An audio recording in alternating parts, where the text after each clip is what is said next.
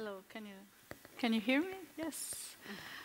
First, I would like to give a really short introduction to the panel, so you can get to know the people a bit better. So I will start with Victoria Grabowska. She's a type designer since 2010. She's been collaborating with different foundries, such as Darden Studio, Line 2, Rosetta. She also teaches in the University of Arts in Poznan, and she consults Cyrillic. And then we have Veronica Burian, type designer and co-founder of Type Together since 2006 with Jose Scaglione. And collaboration internally and externally with design consultants is one of the core values of the Foundry. And then we have Maria Ramos, type designer and co-founder of NM Type since 2016, a collaboration with Noel Pretorius. And she also collaborates with other foundries and designers creating new fonts. Well, and I'm Joana Correa. I also work since 2011 collaborating with other foundries like Google Fonts, Indian Type Foundry, and others. And also I have founded my new type foundry called Nova Type Foundry since January. And we would like to start talking about collaboration. So, oh, we need a pointer. Clicker. Where is it? That's it. So we'll start with our first question.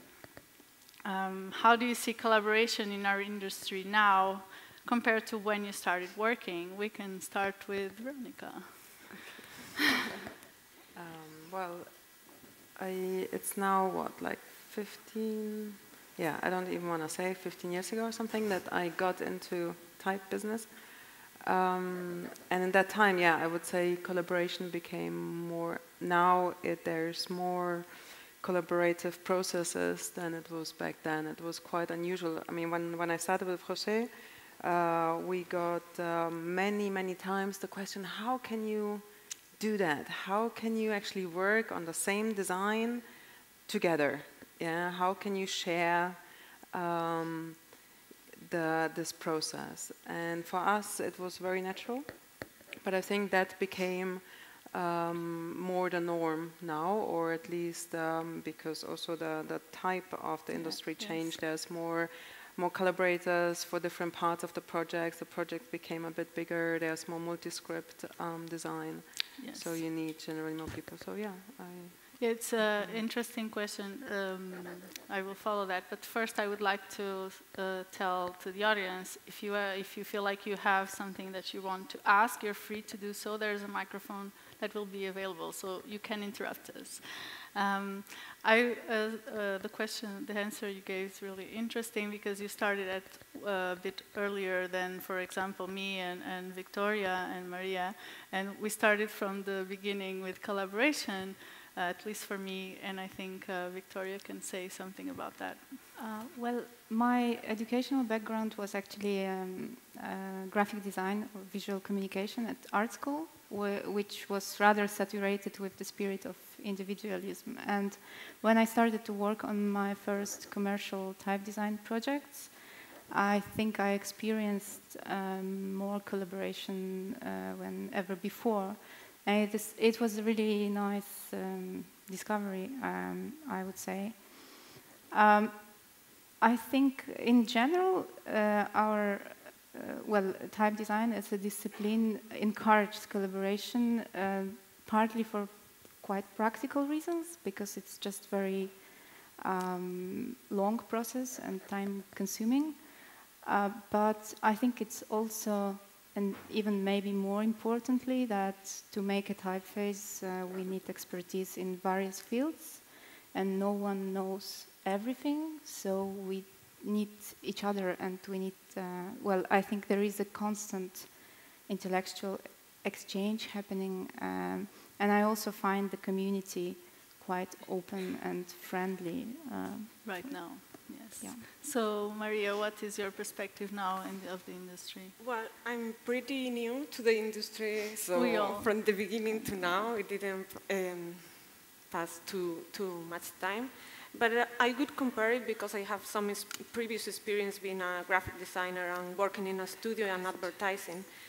And I think in the type design industry, it's a bit different, the collaboration that happens, because it's more global, more diverse, and it happens more in the distance. So at least in my case, and I think it's in many cases that it happens that way.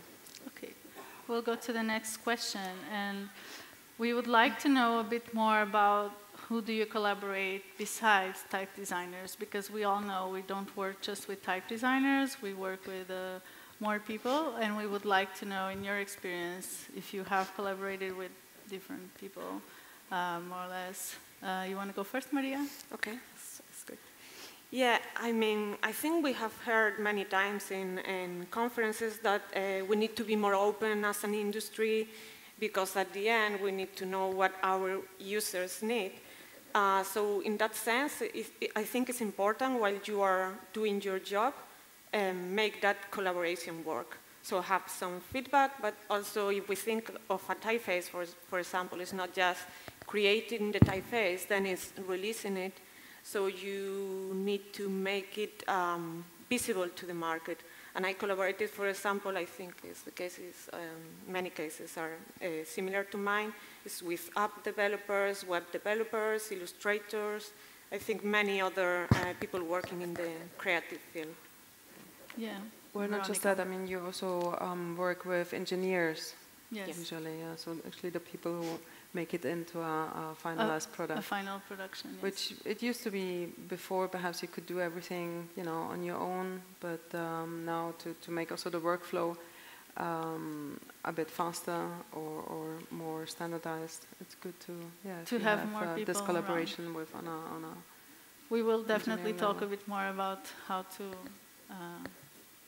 mention these collaborators, and I think from this the collaborating with different people really makes us also, you know, having different kinds of language with the people, getting feedback, as Maria was saying, from the graphic designers community. Yeah. So are you usually getting or giving feedback to graphic designers or from other kinds of designers? Do you give and do you get feedback from them? It happens, yeah. I mean, we shouldn't forget not to live in a bubble. We are not in a bubble. I mean, we design really for the users, or at least that's my approach, let's say. So it's good to have that feedback, have that conversation with the people who are supposed to use your type, and it does bring out some good ideas. Cool. Right now we'll go into the positive aspects of collaboration, this collaborative process. What do you think are like the most positive aspects, not just in the process of the collaboration itself, but also the positive aspects that you get yourself as a designer for your practice? Victoria? Well, I see collaboration not only as a joint effort to achieve certain results.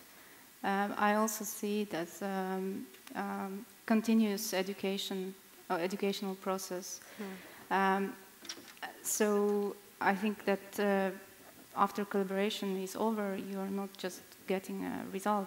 You are not just getting a typeface. Everyone carries something. But I also think in terms of result, because it's a shared expertise of a few people, I think the result becomes more well-informed and more thoughtful, more complex. But what would you say were like the most positive thing that you learned from collaboration? As you can follow, Veronica. The most positive aspects. You get the different points of views. So it's, well, on a practical level, it's always good if you have another pair of eyes looking at your work, because you yourself at some point go blind. You don't you don't really see the flaws anymore, especially at the beginning, you know. And then also people have different opinions and different experiences. So but when you have a team, do you think it's important to have somebody that leads the team, even if you have a collaborative process? Yes, when otherwise it gets very first. messy. It gets too messy. No, you need at least somebody who follows through, who kicks everybody else's ass, who makes sure that things get done. But yeah, it's. I think it's super important to have somebody else look at your own work. And what do you think, Maria? That you trust. Sorry, that you can. Okay, you need trust, good pair of eyes. So, what do you think, Maria, are more positive aspects that you can mention of this, at least this tendency that we have more and more for collaboration? Yeah, I mentioned before about being more global. And I think that's an opportunity to get like more innovative solutions. Sometimes Victoria mentioned something like similar, that, or even Veronica as well, that you get different perspectives, and those perspectives sometimes are coming from very different backgrounds, and you are getting sometimes very, very interesting results, because you are mixing the two. So now we'll get into the most interesting parts. I would say that collaboration is not always perfect, as one can imagine. There's always some things that you need to go over and change to become better as collaboration. So we ask, what are those difficulties, the most obnoxious things that happen in collaboration that can make the process a bit harder than if you were working by yourself? Go, Victoria.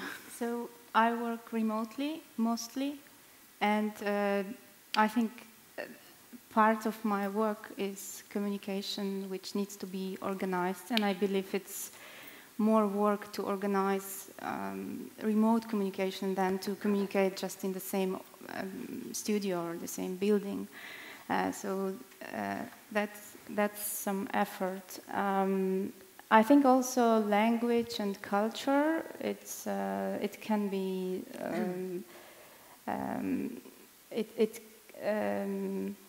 kind of a hindrance. Can be a challenge. It can be really quite challenging. Exactly. Yeah, like how you understand each other or misunderstand each other. Even if we all use the same language, it doesn't mean that we react exactly the same to similar informations, because we might be from different cultures. Like I'm from Eastern European part, and it's I would say that communication there is rather straightforward, and I guess it might just seem rude sometimes to people from the other countries. So I need to sort of be aware of that, and I also need to learn that.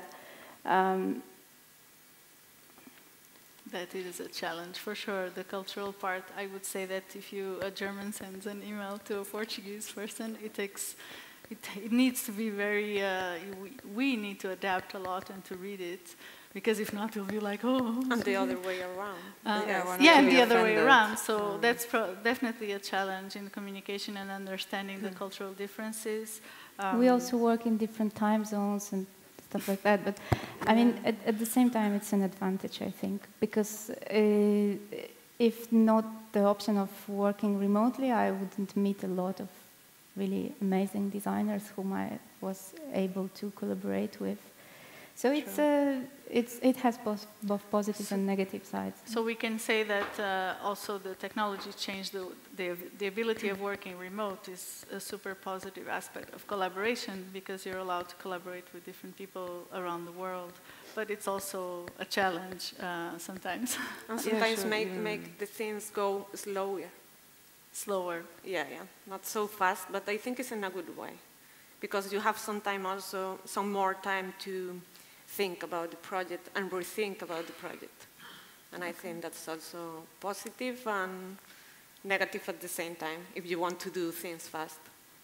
Okay. Yeah, just technical problems can be super frustrating sometimes. So when you're on your video conference or when you try to share screens and that damn thing doesn't work, or somebody is on a bad internet connection, but it's very, But in personal level, the challenges, there are any challenges that you might want to mention, difficulties that you felt like in the beginning collaboration was not so natural because not everybody was doing it?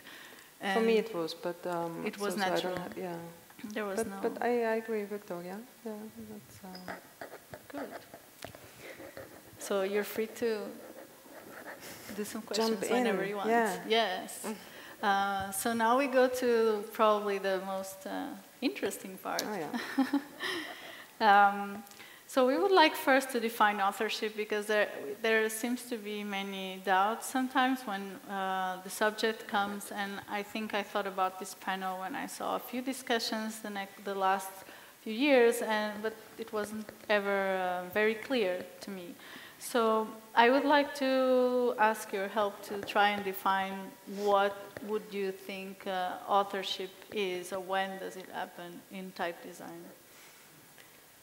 Well, for me personally, it is the conceptual phase, the phase when you as a designer start to think about a new design and the purpose of it, and develop the basic, let's say, DNA of it. Yeah, so the basic design language does not mean that you actually then have to go and design the whole thing.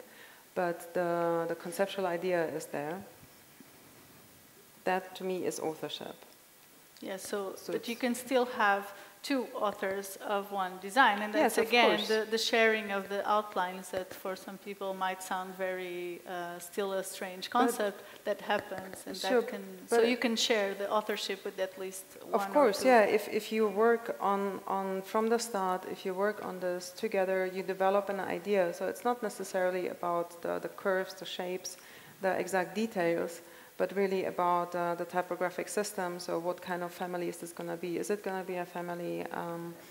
What's the purpose of it? What's the background? What's the conception? Do you guys agree, Maria? Do you have anything to add? Yeah, I think when I think of the author, I think it's a tricky term because we don't use it that often in type design. No. But when I think of an author, I'm thinking about the initiator or the originator of an idea, as you mentioned, defining the concept and the DNA, but also being like the lead during the creative process and the technical process as well. Sure, so yeah, you would be the kind of sort of either the lead designer, or you would be in kind of an art direction. Mm-hmm. Yeah, because you can even, there is another designer and you are not designing, but you are making decisions about that design. So we can say that authorship is more connected with the design decisions that go into making the family exist and create it. Victoria? Well, to me, the author is an inventor of original concept, I guess. Mm-hmm. And there is a certain amount of also research and, everything which, it might not be even a design, it might be far before the design. There was no typeface, and suddenly it materialized. So for me, the author in the first place is an inventor. And I think, there are many roles in the design process, especially when now projects are really growing big and the scope is really extensive. And it's also important to appreciate the work of people who are maybe not authors, but contributors, and there needs to be a distinction probably between author and designer, and maybe there needs to be actually quite precise roles. Yeah. That comes a bit to what we already were thinking for I don't think it's actually the next one, but we will probably go into that, because those roles and defining when the authorship begins and ends, it's still kind of a challenge, I think, for our industry. It's blur sometimes. Because we already have the question of the font engineers, because he was designing and thinking of these processes for making a new design, how much would that be an author? But we also thought about the question of the, we don't have them in order, but of the scripts. Multi-scripting. The multi-script that becomes a bit tricky to define the authorship. So when the question we have is like, when do you think the designer of the scripts extensions becomes also an author or not? that's one of the questions we had more doubts about. Maybe you can also contribute on this one. Well, I can share my perspective, but I need to say that this is from perspective of working on Cyrillic extensions only. I think there is definitely a very important contribution of a designer who is making script adaptation, because it needs a certain expertise, and it needs also a deep understanding of the typeface which you are extending. But in my view, because I work on the projects which I create from very scratch, both Latin and Cyrillic, or I work on Cyrillic with another authors who asked me to make adaptation to their Latin typefaces. And I think it is important to sort of make a distinction between an author who started a typeface and a designer who worked on this typeface, on the script. I think it's the role of a designer who works on an extension is absolutely not to be underestimated. But if I work on Cyrillic, on someone else's typeface, I feel more like this person is an author of a typeface and I'm a designer of Cyrillic. And contributing to it. Yes, that comes again to the question that it's already there.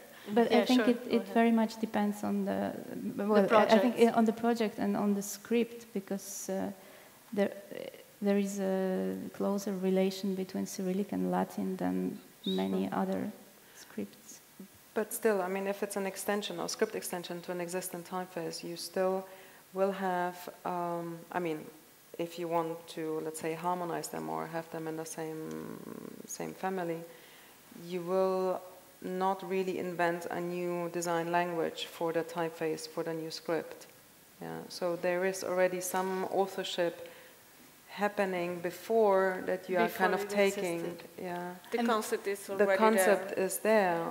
Even the wider concept of usage of functionality. Yes. But crediting is extremely important in that case. Yeah, yes. I mean, you can't say that I don't know that to have once this typeface, let's say, has 3 different scripts that has been done just by that one, initial person. Yes. That would be extremely unfair. You can't do that. So crediting becomes. That comes to the question that it's already there. That because I heard your talk a few years ago. Or was it last year? Last year, yeah. Last year in Montreal about crediting in type. Again, defining the roles, having very distinct. Also, I was talking to Victoria before. Also talking about the expertise of the type designer, because you can have a designer collaborating in this project, but what was the expertise of this designer? Sometimes we don't really know. But the question is that if you think it's becoming the norm in our industry to credit the designers, font engineers, copywriters, everyone involved in the project. Unfortunately not. Yeah. Sorry. No, just for all of you. Yeah, I think it's changing, but still a lot to go. It's like I think we still need to, because I think it's good for the industry as well to give value to all the people working in the team, and also if people see from outside the industry how many people work in a project, I think they are going to give more value to that as well. Yes, of course, there is levels now that we talked about. There's different levels. I can say for graphic designers, maybe you can credit everyone, but maybe more different audiences will need different informations. You talked a bit about that as well. Yeah, sure. I mean, also you don't always have enough space to credit everybody, and so you can divide it in different levels. Yes. But wherever there is, like on a website or wherever there is plenty of space, go as low as crediting the kerning person, or certainly font engineering now is a big part of yes. font production.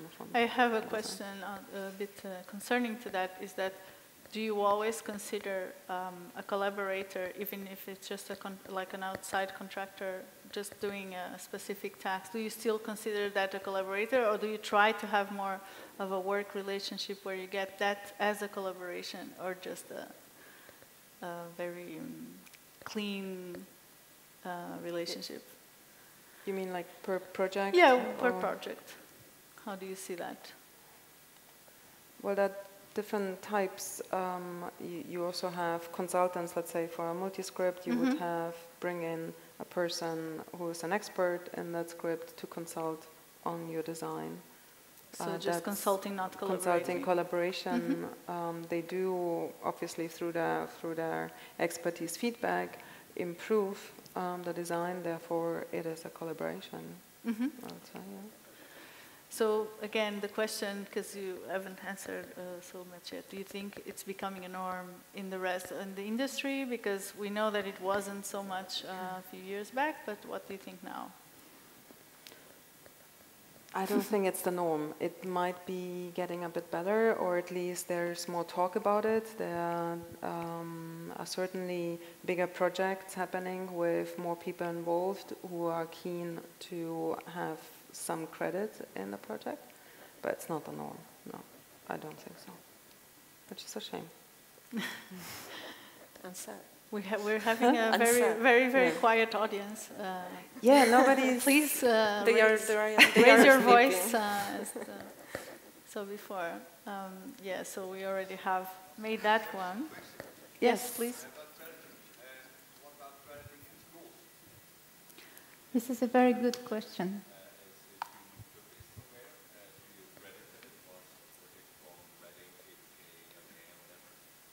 What do you mean by crediting in schools?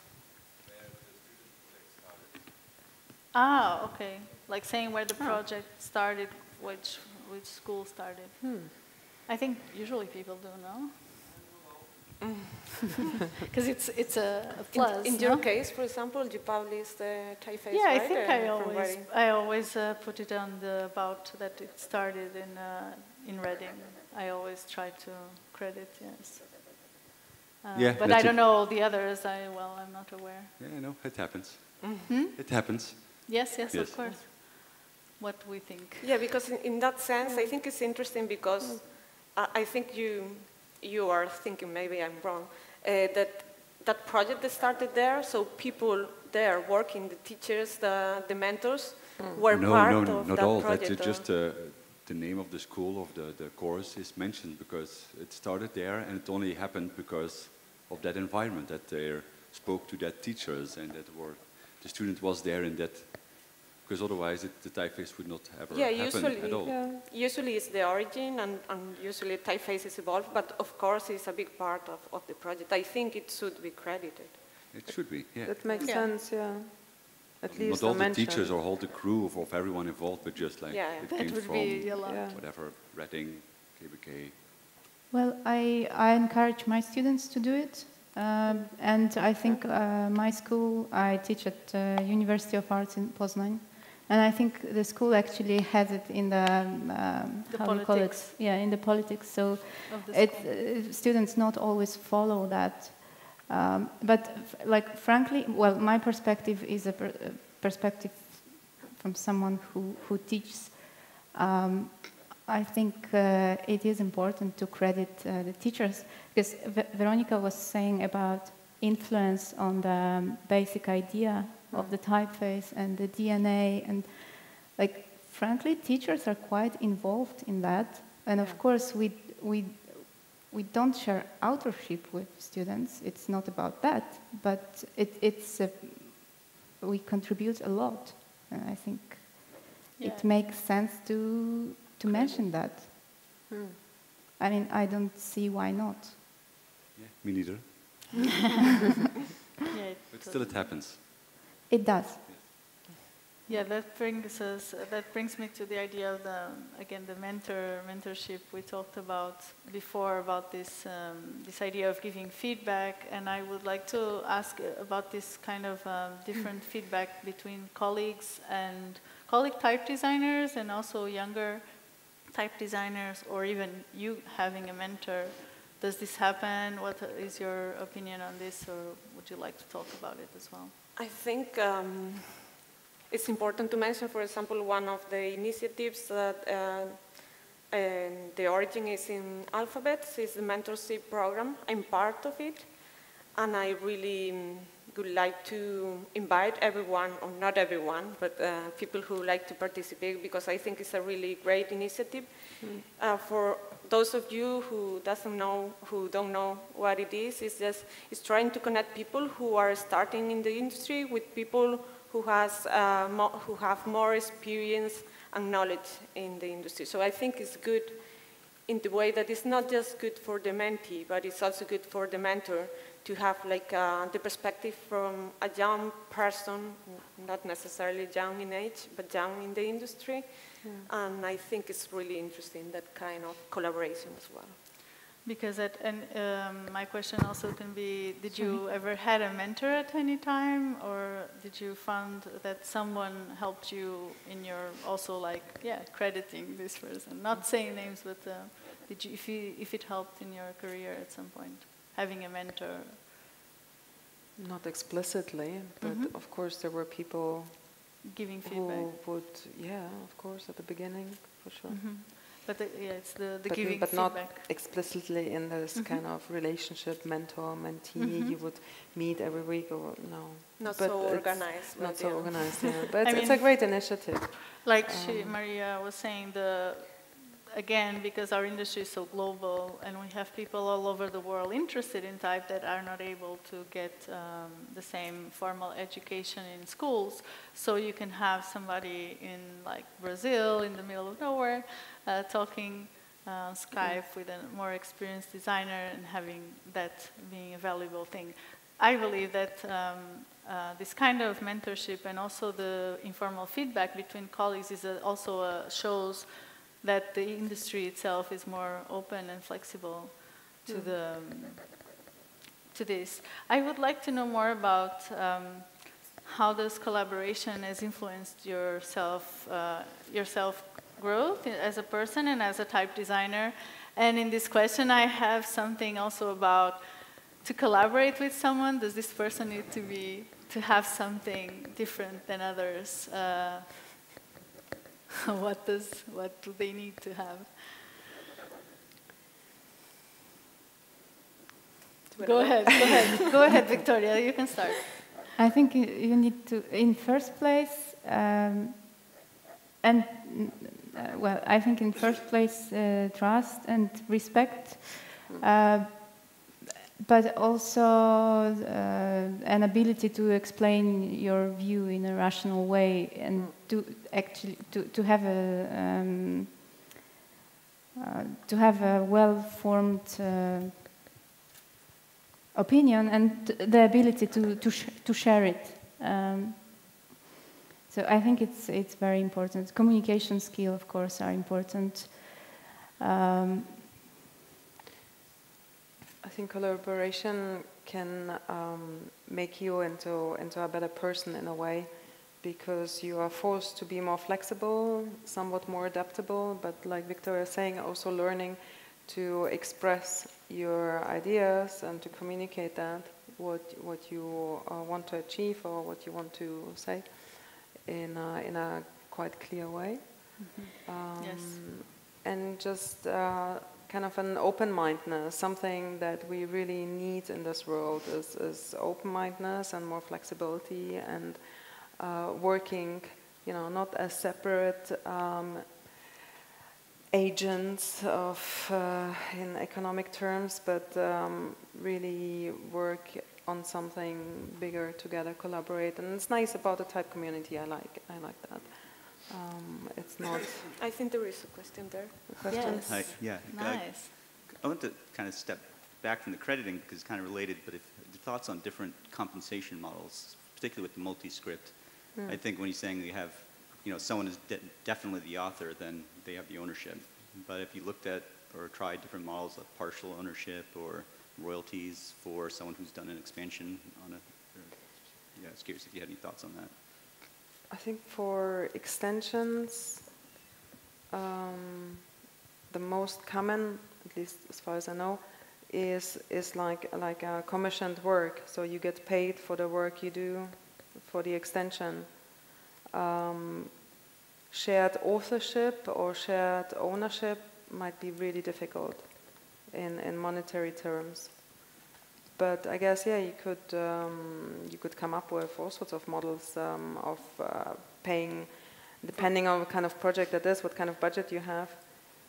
So you might have an agreement for royalties up to a certain amount, or yeah. I guess it can make sense if the project is really big, or also it's going to have a big projection.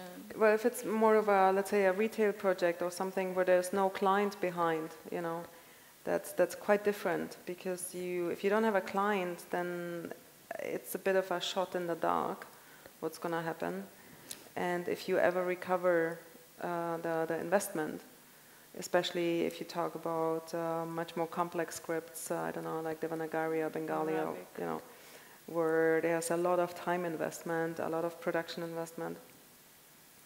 So I don't think there's one particular standard model. But I guess we probably should explore more different models, as you were saying. I mean, do you have an idea? Do you have what's your opinion on it? No, I think probably the same. It's easier to just say work for hire compensation because it's easy. But I think it could be, I don't know. And I've talked to other designers that are trying to do collaborative multi-script projects, and I think they're struggling with the idea of, because maybe the authorship isn't clearly defined, but if everyone's sort of just trying something out, and it is a project with no direct clients, a retail project potentially, there is no money to pay the people either. But the idea is maybe if it all comes together, there's a market for such a thing. So I just kind of, I just don't know if anyone's tried anything else. A lot that we need to think about, I guess. Okay. Questions now? Good. I think we can go a bit more on this one. Maria, for the collaboration, how it influenced you in yourself, like learning more skills, or do you think that collaboration, for example, the collaboration you have right now, do you think it makes you work more, better? What do you think? I think it depends. Is it better than working by alone? I prefer to work with someone, and at the end, when you finish the project, even sometimes the path can be a bit more complicated. As I mentioned before, it's not that fast. I think at the end it's more rewarding, or at least in my case, because you have passed through the difficulties and positive things with other person. So I don't know. I think in general, for me, collaboration was a big part of. It's a big part of my profession, and I don't understand my profession without it. Yeah, I have to say I was collaborating until recently, and then more in the foundry side, and I had to stop, and actually I felt really sad I had to stop, but anyway, you go on your own and it's okay. But I also prefer to have to collaborate and having projects together with other people. But it's not always easy, it's not always perfect, as we talked about. Victoria, you want to add some more to the... I don't want to put collaborative projects, I don't want to say that they are better than individual projects. I also think that I don't see collaboration as only creating typeface together. Like for example, I work on the project where the user's feedback is super important, and I also see them as my collaborators. So it's more about getting more information and being more exposed to different kinds of perspectives. But I need to admit that also during the many collaborative processes, I also learned that there is a time when at least me and maybe my collaborators as well, we need to focus on our work only. Like there is a need also to just stop for a while, just spend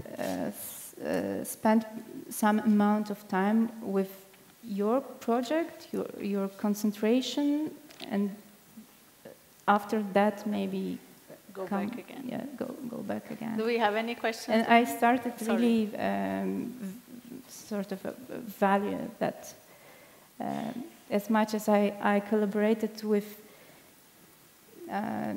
designers who are very, they're very strong creative thinkers and strong personalities, I would say. As much as I appreciate and value their view, I think collaboration also learns you to value your own view. Reinforce sometimes your own decisions or yes, change it sometimes. Yes, you need to listen to other people, but you also need to listen to yourself. Yes, to have your own opinion, as you talked before as well. Yeah. It helps you to form your opinion, because then you start to see exactly what you think.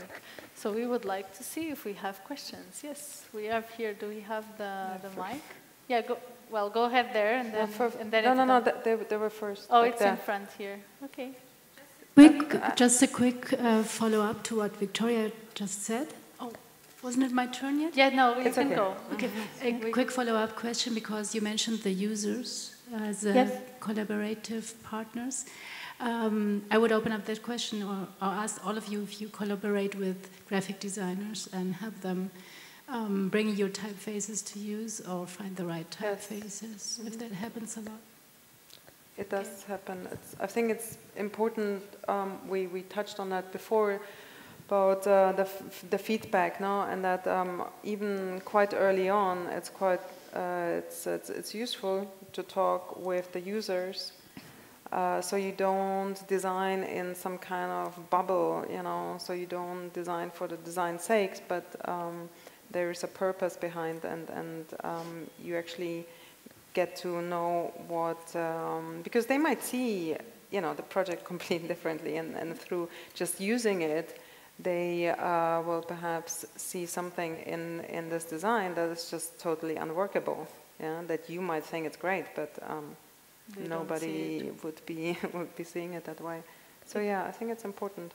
Yeah, I think for me it was very interesting to work in the same space as some graphic designers friends, and you get feedback from them very informally, and then you get to collaborate sometimes, and they ask for a typeface, and we did a typeface for this project, and that feedback that the graphic designers gave is completely different from the type designers' colleagues. So it's very interesting. I believe it really helps me grow as a type designer as well. So also, some of my collaborators, they are both graphic and type designers, so sometimes we work on the type projects together, but their decisions are very much formed by graphic designer perspective. I think I really appreciate that perspective, and it really influences the design. Well, it's a big deal. So we have a question there in the back. Yes, I have a question about the interns. How do you see the collaboration with interns, and how do you credit them if you do, and stuff like that?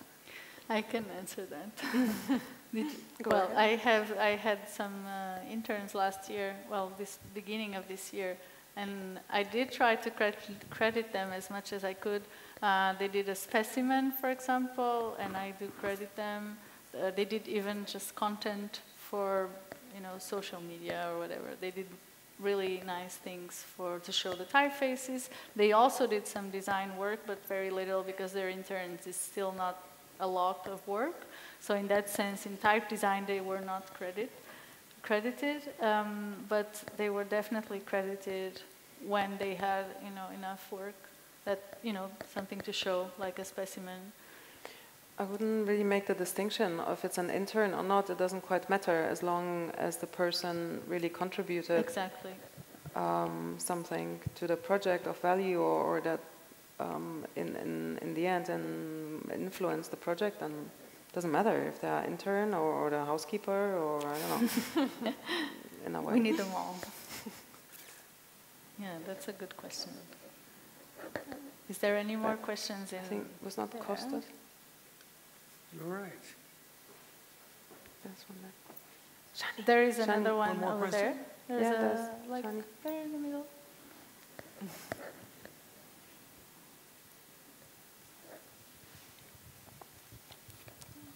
Oh, we are right on. I wanted to chip in on the multi-script extension. I find the term extension as well as the term DNA slightly troublesome because it supposes that there is a determined way on how a design will look, and let's say the further the script of the so-called extension is removed from the original design, the bigger the scope for interpretation. And I think there is a definite case for authorship when it comes to distinctly different script, so-called extensions. Yeah, when it gets very distinctive, I think it's really tricky to understand where it stops and where it begins. I also believe like a project can start from another script, and that's the author, and then you extend to Latin. Of course. So it can go both ways, but also, I mean, it's not always the case that there's a Latin and then there are other scripts. It can, everything can happen at the same time. So then, yeah, it's all a bit of more of a gray area. And I understand your point. I agree that the term extension is troublesome because it really assumes that there is a part which is a core and then there is an addition to it. And it's not always the case. And I think it's one of the examples where we need to work on more precise language because it's really hard. Even like we call extension different things. Like we call extension additional widths or weights to the typeface, and we also call the extension a new script. And I think, yeah, I agree with you. It's sometimes it is an extension or adaptation, but sometimes sometimes both scripts or many scripts are actually in one typeface are born in the same time or influencing each other. It's. I think it describes the situation where we add something to something. And well, how do you call it, Titus? I mean, what do you say in your project when there is a Latin and then you are asked to design an Arabic? The main point I was trying to make was about authorship. If you consider how different, say, two different designers will design an Arabic to an existing Latin, then it's patently obvious that they are authors, because I would argue that in that case the Latin provides clues rather than a DNA. But of course that's also a design approach, and it's the one that I favor. I'm not talking about chopping up Latins and making the other scripts look like these sources. Yeah, it's all about the design decisions that go into a project. Even with diacritics, we talked about it before, that diacritics are also a design, not just an extension. So it's a gray area that it's nice to think about it. I think it's really important that we all get more clear on these things, and authorship is still there. And talk more about it. Yes, definitely. I hope we raised good questions, and I hope you enjoyed it, and thank you for listening. Thank you for A-Type I for giving us this time. So thank you, guys. Thank you. That was great. Thank you very much.